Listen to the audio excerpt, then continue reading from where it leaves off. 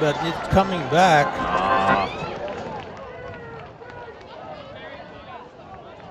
As this next play gets snapped. Gamby goes right.